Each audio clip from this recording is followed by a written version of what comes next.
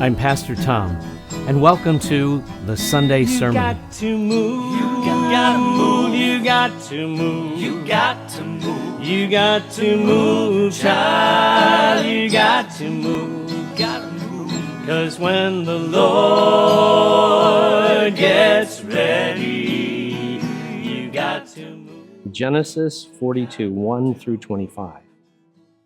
Now there in the midst of the famine, Jacob saw that there was grain in Egypt. And so he said to his sons, "Why are we just sitting around staring at one another? I've heard that there is grain in Egypt, so now go there and buy some for us so that we may live and survive this thing." Then 10 brothers of Joseph went down to buy grain, but Jacob would not send Benjamin along with the others, saying, "I am afraid that harm may befall him." So the 10 sons of Israel came to buy grain along with all of those others who, because of the famine, were coming to Egypt for food.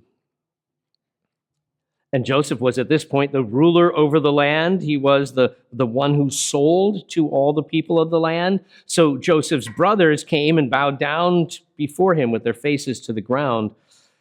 And Joseph recognized his brothers, even though he was disguised from them. So he spoke to them harshly.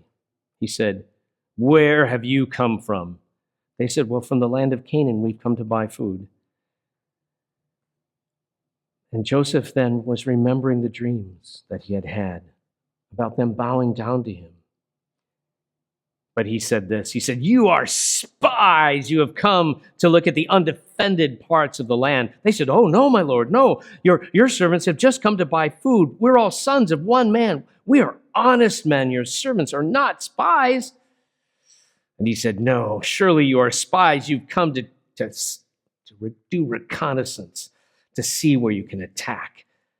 "Oh, no, they said. "Your servants, well, we're 12 brothers in all, the sons of one man living in the land of Canaan, and behold, the youngest is back home with our father today, and one of our brothers is no more." Joseph said to you, "No, you are spies, and this is how I will test you. By the life of Pharaoh, you shall not leave this place unless your youngest brother comes here. Send one of you to get your youngest brother while the rest of you remain confined. This will be the test to see if there's truth in you. But if not, by the life of Pharaoh, surely you are spies." And he threw them into prison for 3 days. On the third day, he dragged them out again, and he said this to them. He said, "I fear the gods, so do this and live. If you are truly honest men, then let one of your brothers remain here, and the rest of you may go and carry grain for the famine to your household. But then you are to bring your youngest brother to me, so your words may be verified, and you will not die." And they agreed with this. But they were saying to one another, speaking their native dialect, "Truly we are guilty about our brother, because we saw the distress of his soul when he pleaded with us, yet we would not listen. This is why this is happening." And Reuben said, "Did I not tell you, do not sin against the boy? You wouldn't listen. Now comes the reckoning of his blood." They didn't know, however, that Joseph understood what they were saying because he had been using a translator. And Joseph turned away from them and wept. And then he returned and spoke, taking Simeon from them and binding him before their eyes. And then Joseph gave orders to fill their bags with grain and also to restore every man's money to his sack, along with provisions for the journey. And thus it was done for them. I've spoken a little bit with you about my older brother. So he was adopted, and so one of the things that we know now that we didn't know then was when a child has been is adopted, like from an orphanage or something like that, and when but they're like old enough. In my brother's case, it was a year and a half. That's about the age space. If they haven't had enough care, love, parenting during that time frame, they'll often develop something called a reactive attachment disorder. So I actually had a clergy colleague in Wisconsin. He and his first wife, so he was divorced and remarried when I knew him, but in his first marriage, they had adopted, I think they had one child, one biological child, and had adopted a child from an orphanage in Russia, I think. And when they adopted this young guy, he was, a year and a half, 2 years old, something like that. And he had a reactive attachment disorder as a result of not receiving proper parenting as an infant, and ended up murdering his sister. Yeah. And I remember, I just so happened it was one of those times, sometimes that church that my colleague served, they had a Saturday night service. So sometimes Wendy and I would go to the Saturday night service because obviously, Sunday morning, I'm not really going to church, I'm doing church. So I remember when that had happened. I remember him talking about it. So I'm mentioning this because my brother had this reactive attachment disorder and was, in his own way, very murderous. He was also schizophrenic, which you don't know until adulthood. Schizophrenia is not diagnosable in young people because the way it presents is just weird. So he was, when I was little, he was dangerous. He was violent. He was murderous. But he also could be sweet and charming, and so he was just regarded as a troubled kid, and the reason it's so difficult was he's being raised by a single mom, so he doesn't have the proper, because we only saw my dad like every other week. And so there was this whole, stuff laid on my mom about it's all her fault, or at least the implication that it was her fault, that he was like this. And he moved out when I was 11. So my first 11 years of life were full of trauma, okay? And then he moves out. And this memory blank came over me. I can remember being in high school and somebody talking to me about family. Do you have any other siblings? I said, well, I'm an only child. I've got some half-siblings, but I'm an only child. I completely forgot about my brother. I mean, it's weird. And then I thought about that later. I'm like, wait, that's weird. I forgot about my brother. And I didn't see him very much, every so often. I remember he was living in the East Coast, and my mom and I had gone out to visit, and we were there for a few days. I think I was in high school then. I remember he was around when we got married. And then not really any contact till 1986, I think, or something like that, when he calls me on the phone and he's having a full psychotic break. God is speaking to him from his radio, and he ended up flying back to the Twin Cities. I was living in the Milwaukee area. That's where I was working. I was a pastor at that time. He went to stay with my mom for a little while. There's an adventure in the middle of that. But again, the violence, the craziness, my mom ended up getting a restraining order, putting bars on her windows. And then he disappeared again. And we literally heard nothing from him. And so, I'm like, okay, this sort of triggers me the chance to do the counseling and stuff to sort of process the trauma, right? And then I'm not thinking about my brother again. Not really at all.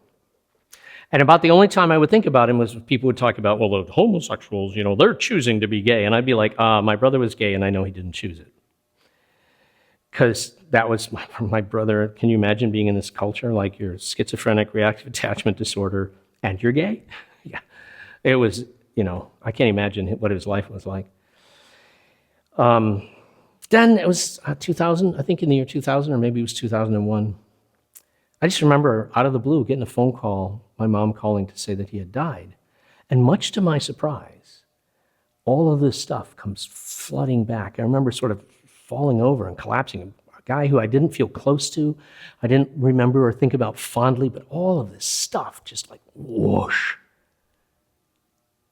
And so when I read this story of Joseph, I kind of get it, right? Joseph comes out of a really abusive family. It is a mess.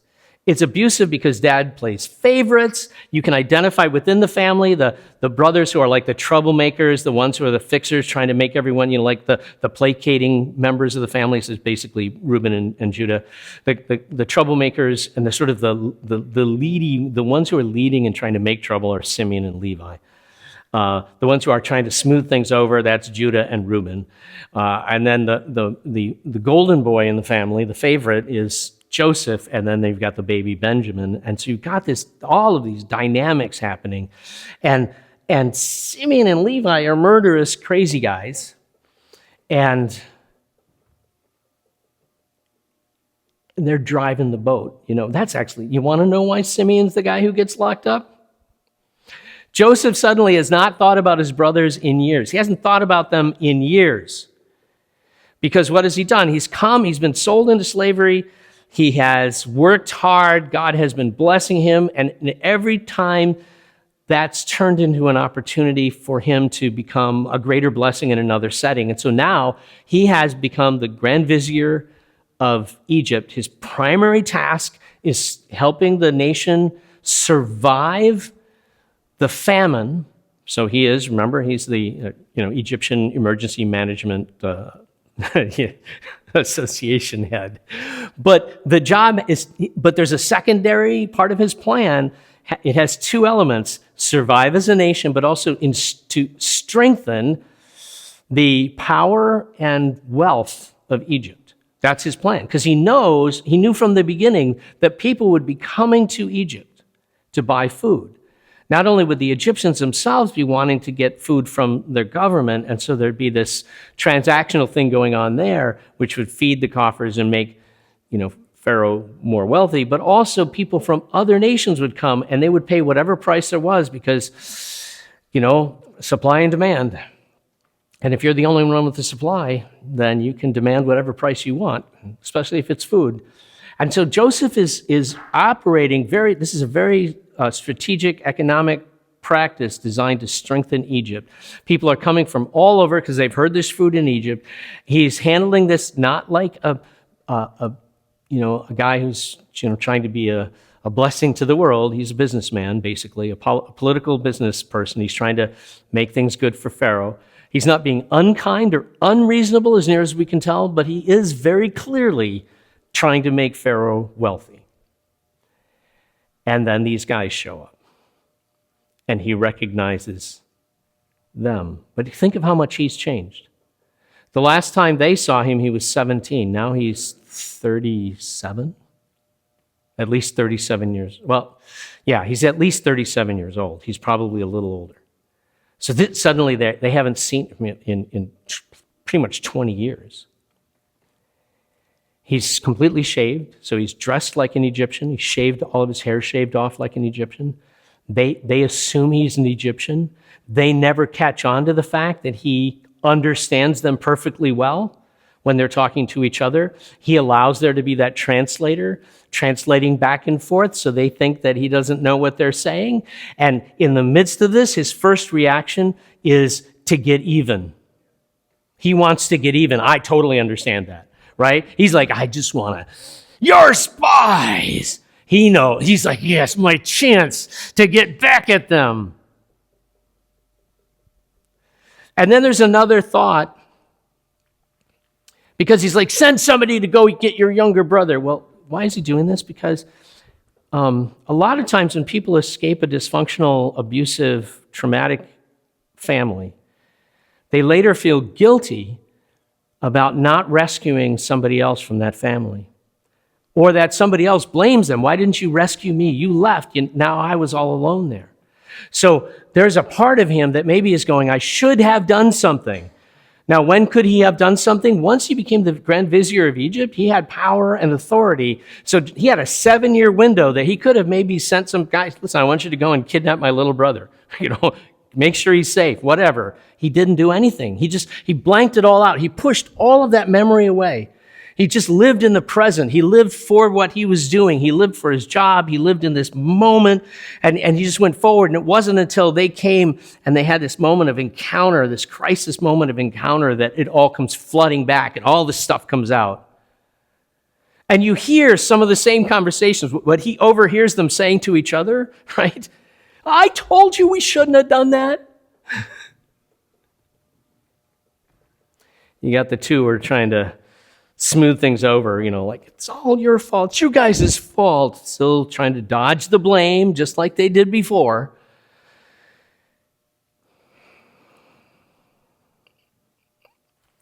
It takes Joseph 3 days not to get over it. So don't get me wrong. He doesn't get over it. It takes him 3 days to get to a place where he is willing to set aside his desire for vengeance enough that he'll send 9 of them back, keeping Simeon. We know that Simeon and Levi are the crazy guys. They're the bloodthirsty maniacs. So it's almost certainly that my guess would be Simeon was the ringleader in the whole thing with Joseph. He keeps Simeon, locks him up. But something is changing in him because he also gives them food and he gives them their money back. He doesn't tell them this is happening. They actually find the money in the sack, so they don't know what's going on. But he gives them food. He returns their money to them. He sends them on their way. He's still thinking he's going to try to rescue Benjamin. This is going on there. This stuff is still happening. But he's in a weird place right now. But he's at least losing some of that murderous edge. And so what changed for him in those 3 days? I tell you, I think it's because, he says to them, when he brings them back after 3 days, he says, so our English translations will always translate this, I fear God, right? And you'll notice when I read it, I read, I fear the gods. So, and there's a sense in which they're both correct, because on the one hand, Joseph, now functioning as a de facto Egyptian, would not talk about God, the God of Israel in the singular, but would talk about the gods, because there are a whole bunch of them out there, and Egypt's got its own group. So that kind of statement, I fear the gods, that's a completely normal statement for anyone in any culture to make. But because of the way the Hebrew language works, and because the word for God in Hebrew is also a plural word, but we understand it to have a singular meaning, it also carries theologically, or for us reading it, we kind of get the double meaning that it's really his fear of the God of his ancestors. That God. That's the one he has reverence for. Fear meaning reverence. That's the one. And because of reverence is what changes him from this desire for vengeance and getting even to something better, creating a possibility of a reconciliation. This is the beginning of a story of reconciliation. It's a risk that he's taking right now, a risk that he's taking in order to maybe create, there's a shift starting to happen. Am I just rescuing Benjamin, or is there a chance to reconcile? This is a scary thing to do. And so when we have these, in our own families, you know how it is, right? You don't talk to anybody, you don't talk to Uncle Fred for a year just because it was so annoying last Thanksgiving, and then this Thanksgiving comes and it all starts again. We know how these encounters come. Sometimes it's years between seeing people that we've got something against, some family, part of the family that's split over here, and then they come together, and in these crisis moments, there's a possibility of something changing, and it is risky to be the one who opens yourself up to the possibility of change, because it might not happen. I need to be clear on that. It might not happen. I was doing a funeral once. There was a split in the family. I knew this. I happened to be talking to the only person really who dealt with me prior to the funeral was a granddaughter. And she was telling me this story about how she was able to reconcile with her grandfather. So I thought, what a great story. I'm going to borrow that. I'm going to use that in the sermon. I'm going to do a sermon on forgiveness. I'm in the middle of a sermon on forgiveness. And a person in the family yells out, they're the ones who should be asking forgiveness of us.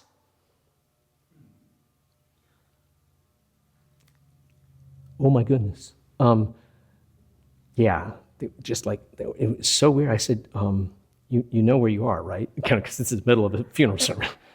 Yeah, and they actually spit in church and then stormed out.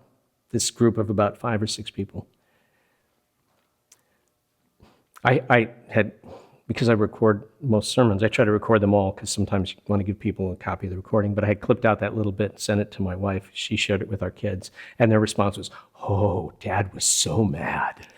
Now, you would have just heard just kind of a calm, but I don't want to say stern voice, but my kids knew, "Oh, Dad was mad." They were right.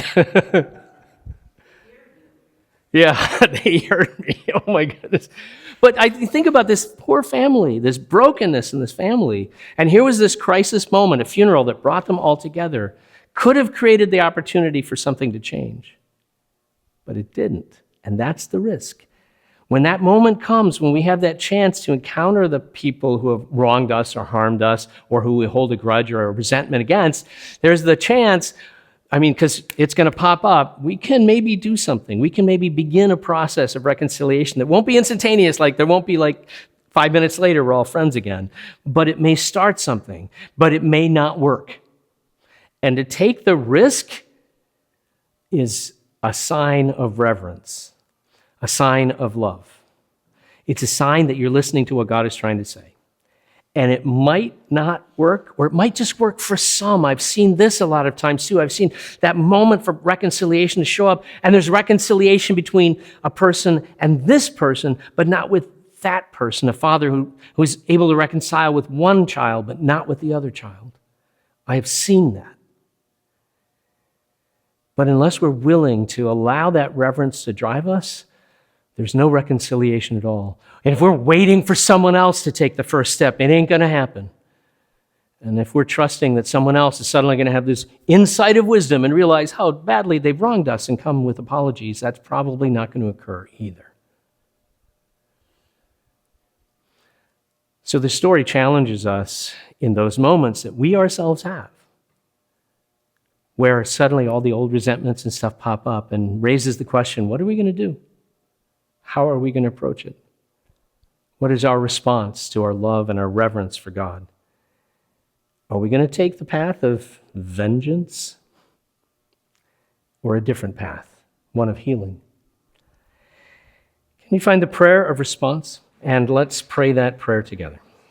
My old hurts are not faded, just shoved into the background until a moment of consequence is born, unexpected, unbidden. Then the old grudges and the recriminations and familiar patterns reemerge. Yet such a moment is also filled with the possibility of reconciliation, a fragile hope of healing to be gingerly tried. Oh God, I long for that healing, but I wonder if I can put my reverence for you ahead of my brokenness, ahead of my pain, ahead of my burning desire for vengeance or victory. Grant me then the love and the courage it takes to risk healing. In Jesus' name, amen. We'd love to have you join us for in-person worship Sunday morning at 8:30 at Christ United Methodist, or Sunday morning at 10:15 at Stanton United Methodist.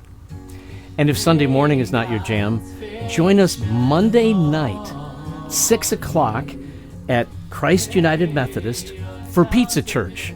It's church, and then we eat pizza. Until next time, may the Lord God bless you and keep you. May the face of the Almighty be upon you, and may God grant you peace. Perfect peace. Oh, may God